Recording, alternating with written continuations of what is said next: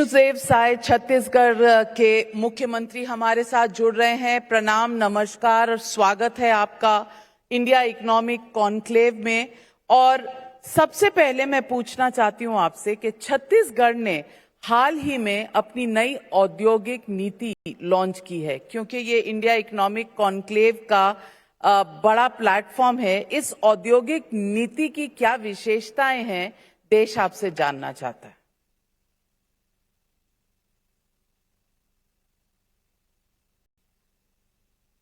देखिए, अभी छत्तीसगढ़ उद्योग नीति 2024-30 लॉन्च किए हैं और इस उद्योग नीति को बनाने में हमारे जो वाणिज्य उद्योग मंत्री हैं श्री लखनलाल देवांगन जी और उनकी पूरी टीम बहुत मेहनत की है।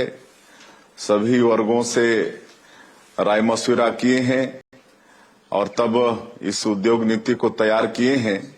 और इस उद्योग नीति में महिला उद्यमी, एसटी/एससी उद्यमी, अग्निवीर के जो सेवानिवृत्त हैं, आर्मी के जो सेवानिवृत्त हैं, ऐसे लोगों को प्राथमिकता दी गई है और रोजगार पर विशेष जोर दिया गया है।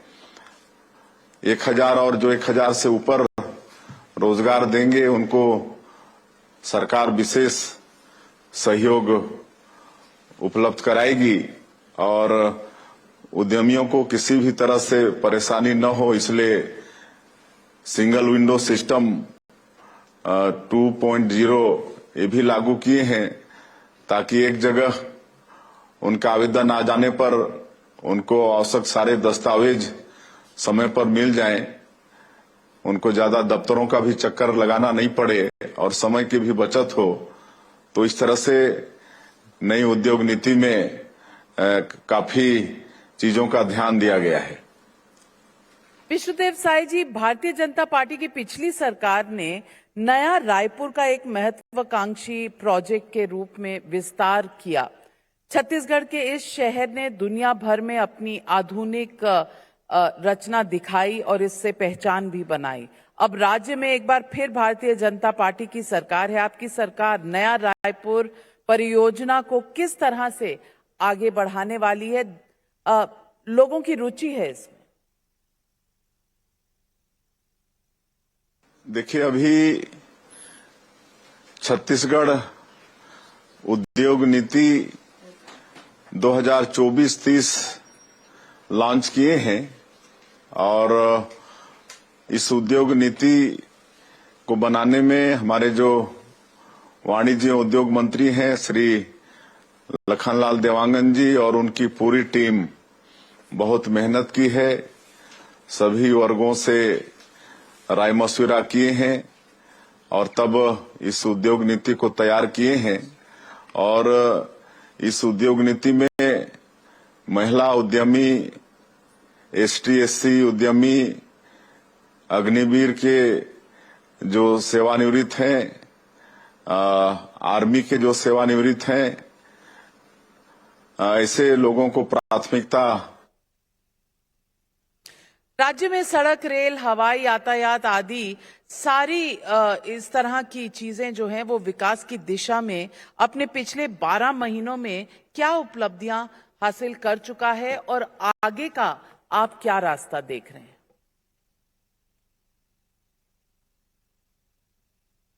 देखिए, एक तो डबल इंजन की सरकार है और विधानसभा चुनाव कैंपेनिंग के दौरान भी मोदी की गारंटी लॉन्च किए थे और आदरणीय हमारे देश के यशस्वी प्रधानमंत्री स्वयं भी आकर कई कैंपेनिंग में छत्तीसगढ़ की जनता से वादा किए थे कि भारतीय जनता पार्टी की सरकार बनेगी तो यहाँ सबका विकास होगा, जैसा उनका मूल मंत्र है, सबका साथ, सबका विकास, सबका विश्वास और सबका प्रयास। और सरकार में जब आए तो मोदी की गारंटी का अधिकांश काम हम लोग 1 साल के भीतर में ही पूरा करने का प्रयास किए हैं। जिसमें प्रधानमंत्री आवास है, किसानों का धान 21 क्विंटल प्रति एकड़ खरीद रहे हैं, 3100 रुपया प्रति क्विंटल धान का कीमत दे रहे हैं, 2 साल का बकाया बोनस दिए, 70 लाख से ज्यादा माता बहनों को उनके खाता में महतारी बंधन में 1000 रुपया प्रति महीना भेजने का काम कर रहे हैं। तेंदुपत्ता का कीमत 4000 से 5500 प्रति मानक बोरा कर दिए हैं।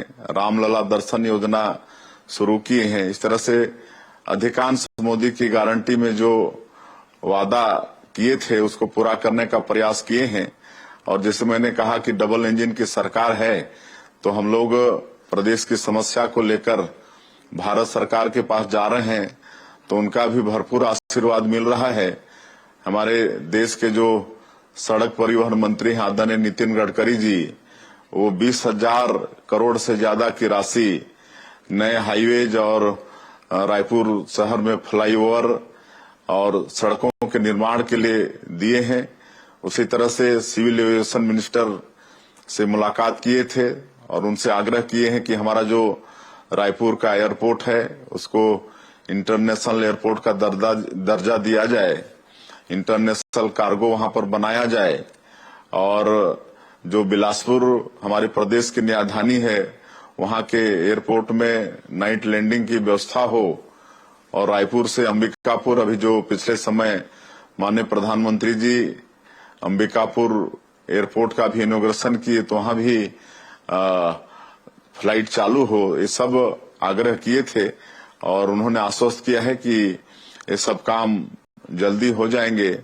और रेलवे के क्षेत्र में भी रेल मंत्री जी से मुलाकात किए थे, तो कई नई रेल परियोजनाओं के लिए और दोहरीकरण के लिए, सबके लिए, और जो स्टेशन हैं हमारे छत्तीसगढ़ के अंदर रायपुर, दुर्ग, भिलाई, ये सब का अपग्रेडेशन के लिए, और 48 और छोटे जो स्टेशन हैं इनके लिए भी भारत सरकार रेल मंत्रालय ने राशि उपलब्ध कराया है और इनका इनॉग्रेशन मतलब इनका अपग्रेडेशन का काम भी चालू हो रहा है। इस तरह से जिस भी विभाग में जा रहे हैं वहां से हम लोग को भरपूर आशीर्वाद मिल रहा है। मैं एक सवाल और भी पूछना चाहती हूँ। आपने संकल्प लिया है कि 2 साल में छत्तीसगढ़ से नक्सलवाद पूरी तरह से सफाया हो जाएगा। आपकी रणनीति क्या है? आपको इस दिशा में कितनी सफलता अब तक हासिल हुई है? देखिए, जब से हम लोग सरकार में आए हैं, नक्सलवाद के साथ बड़ी मजबूती के साथ हमारे सुरक्षा बल के जवान लड़ रहे हैं, और जो 1 वर्षों में सफलता हासिल हुई है, बस्तर के क्षेत्र में शांति बहाल करने में जो कामयाबी मिली है उसकी सभी तरफ प्रशंसा भी हो रही है। और लगातार नए सुरक्षा कैंप खुल रहे हैं, करीब 37 सुरक्षा कैंप खुल चुके हैं, और एक सुरक्षा कैंप खुलने का मतलब 5 किलोमीटर रेडियस में जितने भी गांव आते हैं वहां सरकार की सारी सुविधाओं को पहुंचा पा रहे हैं। वहां सड़क बन रही है, बिजली पहुंच रहा है, नल के द्वारा लोगों के घरों में पानी पहुंचा रहे हैं, वहां राशन कार्ड, आयुष्मान कार्ड, ये सब चीज की व्यवस्था हो रही है। वहां पर दूर संचार के साधन, मोबाइल के टावर खड़े हो रहे हैं, तो ये सब काम हो रहा है। और एक नियत नीलानार योजना शुरू किए हैं। नियत नीलानार का हिंदी में अनुवाद है आपका अच्छा गांव, और इसके माध्यम से भी सरकार की योजनाओं को करीब 96 से ज्यादा गांवों में सरकार की योजनाओं को पहुंचाने में सरकार सफल हुई है। और वहां के लोग नक्सलवाद से मुक्ति चाहते हैं और विकास की मुख्यधारा से जुड़ना चाहते हैं, और इसलिए हम लोगों ने आह्वान भी किया है नक्सलियों से भी कि आप सब लोग गोलीबारी की भाषा छोड़कर विकास की मुख्यधारा से जुड़िए, सरकार आप लोगों के साथ न्याय करेगी। और उसका भी परिणाम अच्छा मिल रहा है। करीब 1,500 से ज्यादा या तो आत्मसमर्पण किए हैं या उनकी गिरफ्तारी हुई है, और उनके साथ भी पूरा न्याय सरकार कर रही है। तो बड़ी मजबूती के साथ हम लोग नक्सलवाद के साथ लड़ रहे हैं और माननीय प्रधानमंत्री जी और हमारे गृह मंत्री जी का इस संकल्प भी है कि मार्च 2026 तक इस देश से नक्सलवाद को खत्म करना है और उस दिशा में हमारी सरकार केंद्र सरकार के सहयोग से काम कर रही है। एक बड़ा मुद्दा रहा है कुछ पिछले चुनावों में, वो मुद्दा है अनएम्प्लॉयमेंट का, बेरोजगारी का। आपकी उद्योग नीति राज्य की अर्थव्यवस्था को कैसे मजबूत करेगी और रोजगार कैसे पैदा करेगी, ये इसका क्या रोड मैप है?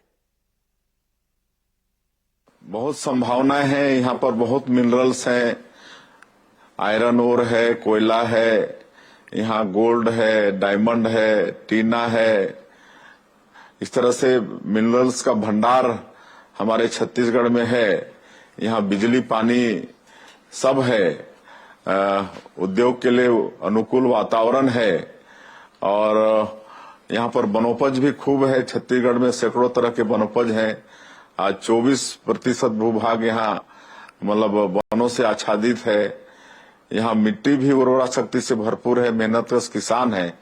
तो सब मिलकर, और हम लोग यहाँ पर पर्यटन की भी अपार संभावना है छत्तीसगढ़ में, तो पर्यटन को भी उद्योग का दर्जा दिए हैं। अभी पिछले कैबिनेट में ही ये पास हुआ है। तो सब मिलाकर, और अभी कुछ दिन पहले ही एक इंडस्ट्रियल मीट यहाँ पर हुआ था जिसमें 27 समूह के लोग, कुल 35,000 करोड़ का उनके साथ MOU साइन हुआ है। और भी लगातार सूचना मिल रही है कि यहाँ इन्वेस्टर इन्वेस्ट करने के लिए तैयार हो रहे हैं। तो हमको पूरा विश्वास है कि यहाँ उद्योग धंधे भी स्थापित होंगे और उसके माध्यम से हम लोग यहाँ के हमारे बेरोजगारों को रोजगार दे पाने में भी सक्षम होंगे। मुख्यमंत्री जी, आदिवासी मुख्यमंत्री होने के नाते आपने छत्तीसगढ़ के जनजातीय समुदाय के कल्याण के लिए क्या विशेष प्रयास किए हैं, देश ये भी जानना चाहता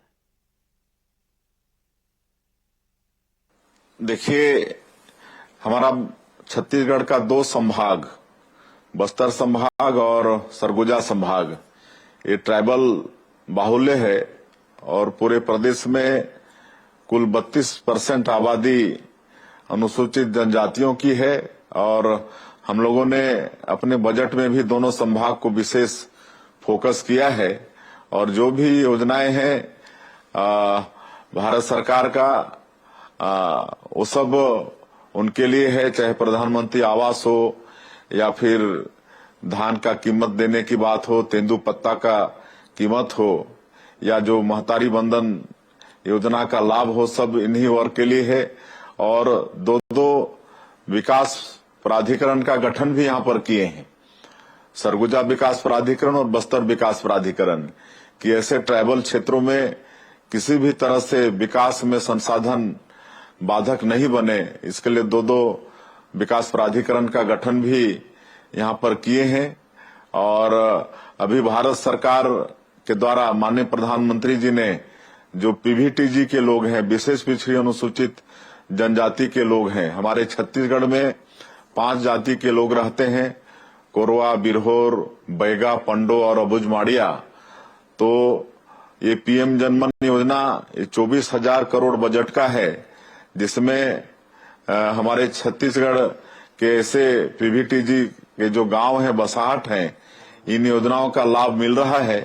आज उनके गांव में सड़क बन रहा है, बिजली पहुंच रही है, वहां पर घरों में पानी पहुंच रहा है। तो सरकार की सब योजनाओं को वहां पर पहुंचा पा रहे हैं। और उसी तरह से माननीय प्रधानमंत्री जी ने एक धरती आबा ग्राम उत्कर्ष योजना अभियान भी शुरू किया है। अभी पिछले 2 अक्टूबर को उन्होंने लॉन्च किया है। तो इसमें 6,500 गांव हमारे छत्तीसगढ़ के जो ट्राइबल बाहुल हैं वो लाभ इसका ले पाएंगे। और वहां भी सरकार की जो योजना तो है ही है, लेकिन और भी वहां पर समुचित विकास हो, इसका लाभ इस ग्राम उत्कर्ष योजना से मिलेगा। और वनाधिकार पट्टा भी हम लोग लगातार हमारे आदिवासी भाइयों को दे रहे हैं। और अब उसमें फोती काटने पहले दिक्कत होता था, मृत्यु हो जाने पर उनके उत्तराधिकारियों का नाम नहीं चढ़ता था, लेकिन वो भी व्यवस्था किए हैं। तो ये सब सारा हमारे अनुसूचित जनजाति के लोगों के विकास के लिए यहाँ पर प्रयास छत्तीसगढ़ के अंदर में हो रहे हैं। विष्णुदेव साय जी, आप प्रेरणा स्रोत हैं। आप आदिवासी जनजाति से आते हैं, लेकिन जिस तरह से आपने एक संकल्प लिया है अपने राज्य को आगे बढ़ाने का, और आम आदमी जो पिछड़ा है, जो आगे बढ़ना चाहता है, उसे राह दिखाने का, उसके लिए आपको नमन। बहुत बहुत धन्यवाद हमारे साथ जुड़ने के लिए। आप इंडिया इकोनॉमिक कॉन्क्लेव की 10वें एडिशन पर हमारे साथ जुड़े। धन्यवाद। नमस्कार।